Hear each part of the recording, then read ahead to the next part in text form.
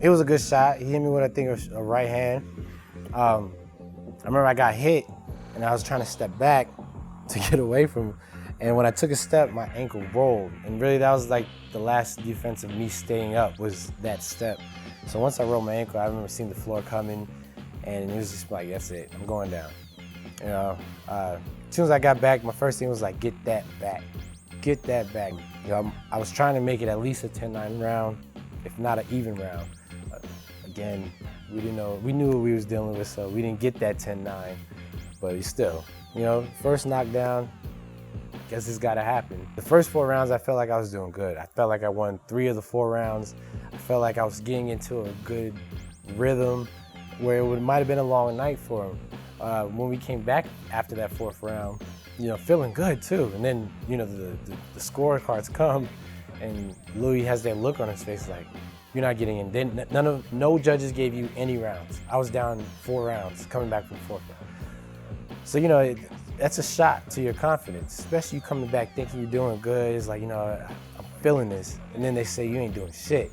So then it's like, what do I gotta do, you know? So we end up, you know, changing everything, forcing a lot of things. We never fully got into a rhythm. 8th round, you know, my thought was they didn't want me boxing. I was boxing good the first 4 rounds. The next 4 rounds, you know, I wasn't hurting them, but I was aggressive and I was landing more, you know, with that aggression, thinking that's what they wanted.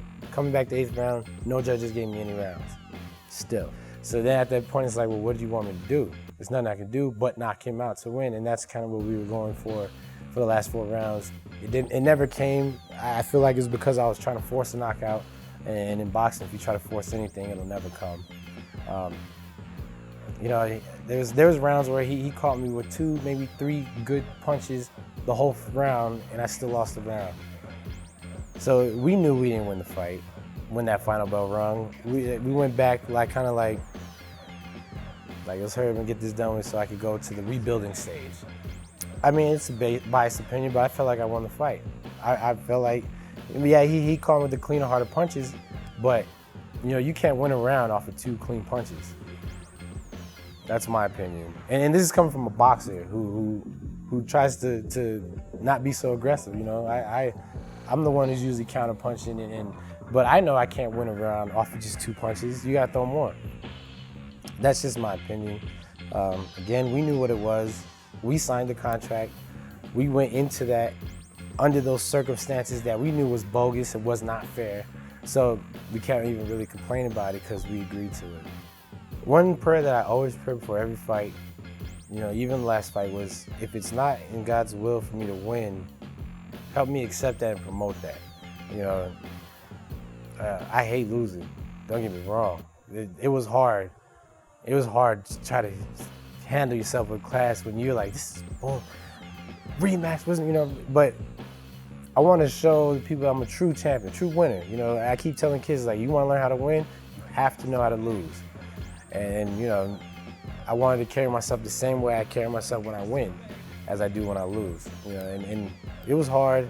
You know, thank God my kids were around so I could show them an example and not throw tables and chairs around. But that was, you know, mainly the reason why. I wanted to lose as I won and still give God the glory even in defeat, because really that's what it's all about. And if I want to win again, I better give him the glory while I lose. Luckily, I've been blessed with a very powerful management. So, you know, Al Heyman assures me we're not going back. We don't have to go back, you know, to interim titles or things like that. And we go right back to the big stage, which is where I feel like I belong. Even in defeat, I still feel like I'm the best. I still feel like I'm the best 154-pounder. Canelo can have that fight. He beat me on a day that wasn't my best. So, you know, had he beat me on a day that I was doing my best, then we might have something to think about. But right now, I know deep in my heart, I don't feel like he's a better fighter. And now it's just up to proving it. So who I have to fight, who do I need to beat to get my rematch to prove I'm the best? No, I'm keeping keeping Louis as my coach, keeping Bob Spagnuolo as my manager, keeping Al Heyman as my advisor. We have a good team. The team's been very successful, and I feel even after, you know, hindsight, watching the fight again, my team was still successful. Even in defeat, we in a sense kind of still won. We got respect and more fans, and a lot of more interest in our next fight, how we're gonna come back. So, you know, I still don't feel like it's broke, so why fix it? I think we're gonna be have better chemistry. You know, I need the communication lines to be more open. You know, even if it's not has to do with training, just how they're feeling. Like, are you feeling a certain way about someone being here? Are you feeling a certain way? Because you know, it ends up coming out in the worst places, worst times. So just get our chemistry together. You know, I'm not saying we didn't have a chemistry. We have good camps. We have good chemistry. You know, there's a couple of things of communication that could fix. So other than that, you know, our formula is still, in my opinion, works.